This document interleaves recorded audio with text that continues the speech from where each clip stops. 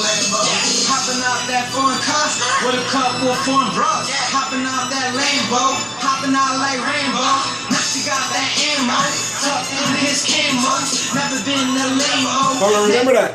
Y'all know that from being the Boxing Voice used that as their instrumental to their opening. But that is our WBA Super World WBC ring recognized 140-pound champion. Now let me say this, because I know people are going to say, well, you know, T-Street, you're from Philly, so of course you're going to pick Danny Garcia. Well, listen, to all you people who don't watch boxing as much as I do, I'm going to run it down to you. So in 2011, he fought Nate Campbell and Kendall Holt. Yes, Nate Campbell and Kendall Holt were at the end of their careers, but still, names that you know. He then went on to fight Eric Morales in a fight where fans thought he wasn't going to win because Eric Morales was on his comeback trail as far as that crazy fight where he almost beat Marcos Maidana with one eye. Then he went on to fight Amir Khan in a fight where Amir Khan was supposed to win, and the biggest win of his career, one of the biggest wins of his career, significant win, he knocked Amir Khan out. And many fans feel that he would knock Amir Khan out again. And guess what? Amir Khan hasn't proved us wrong because Amir Khan hasn't fought him again. He then went on to fight Eric Morales again, and this time put an ending to the career of the great Mexican legend, Eric Morales. Zab Judah, people thought Zab Judah was going to give him pretty much a boxing lesson.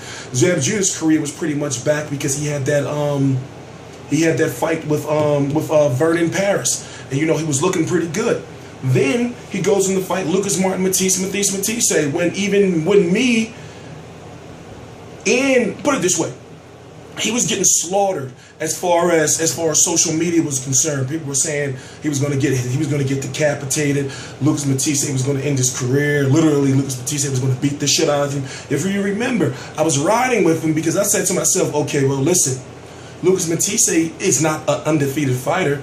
Devin Alexander beat Lucas Matisse, and I thought to myself, Danny Garcia has some boxing ability. He put it this way, he's known as being somewhat of a pressure fighter, power puncher, but inside there, and we saw it when he fought Lucas Matisse, that he has some technical boxing skills.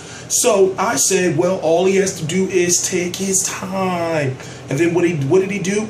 He systematically broke down Lucas Matisse and even scored a knockdown in Lucas Matisse.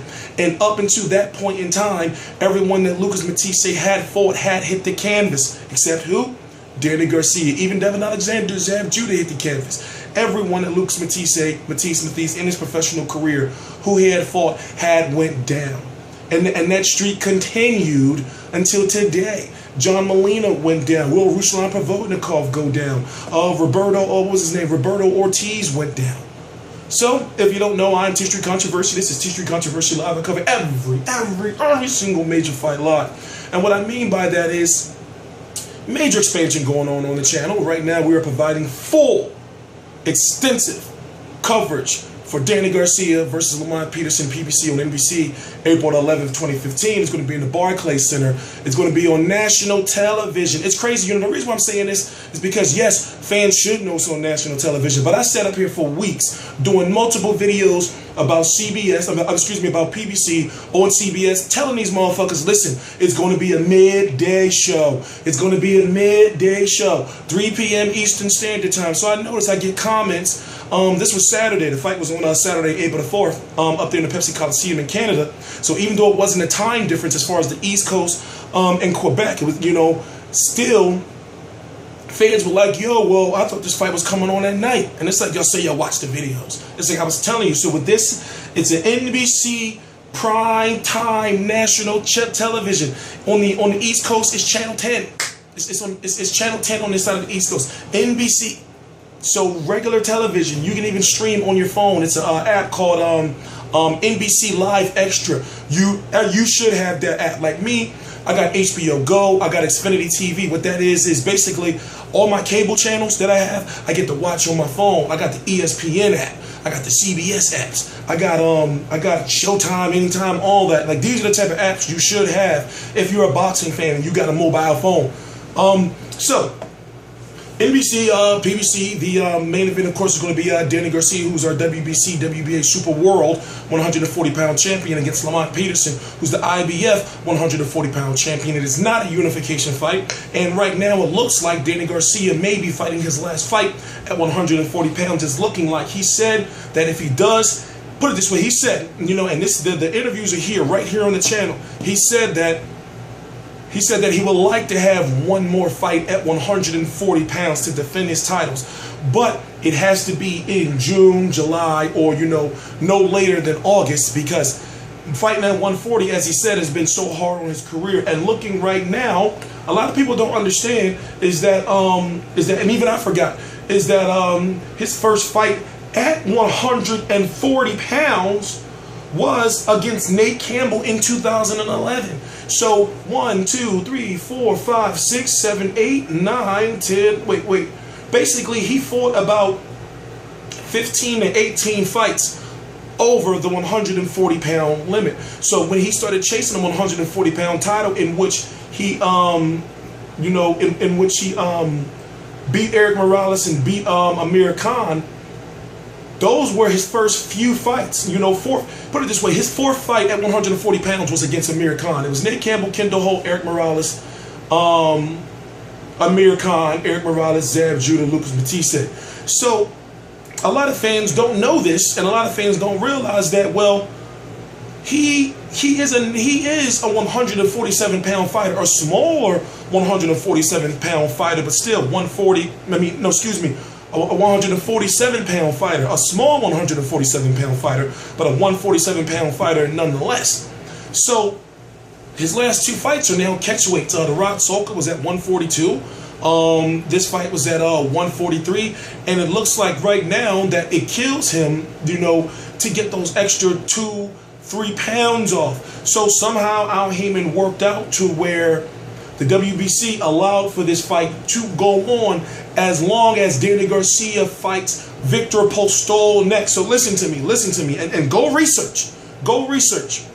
Danny Garcia has to fight Viktor Postol next. Viktor Postol or Lucas Matisse, they'll work out something, because right now Lucas Matisse is the WBC silver, but Viktor Postol is the WBC mandatory. These WBCs, you know, the WBC is different in each division. I know how it works, but fans and boxers themselves got to educate yourselves and know, like, yo, if you got a certain belt, then you should know when you should be able to get your title shot or not.